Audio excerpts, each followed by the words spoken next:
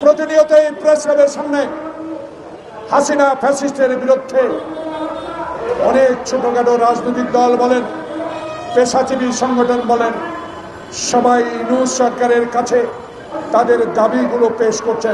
কিন্তু গতকাল আমি বিস্মিত হয়েছি।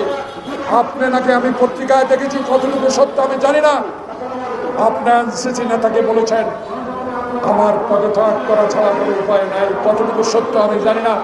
আমি ইউটিউব, পত্রিকা, টেলিভিশন, আমার মনটা বড় খারাপ হয়েছে। এই জন্য আপনাকে কি জন্য বসিয়েছিলাম, আপনাকে কেন বসিয়েছিলাম?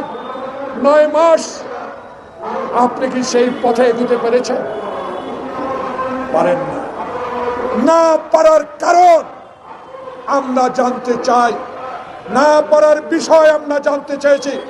গতকালকার দল থেকে আমাদের স্ট্যান্ডিং কমিটির সিনিয়র সদস্য ডক্টর মোশাররফ হোসেন কি দুঃখে 3 জনের পদত্যাগ চেয়েছেন। তার দুঃখটা এই, আমরা তো চাই না আপনাদের পদত্যাগ, আমরা তো আপনাদের বসিয়েছিলাম। বাংলাদেশের মানুষ যেই জন্য আন্দোলন করেছে, একটি নির্বাচনের জন্য 9টি মাস অতিবাহিত হলো, কেন এখনো নির্বাচনের ম্যাপ দেওয়া হচ্ছে না?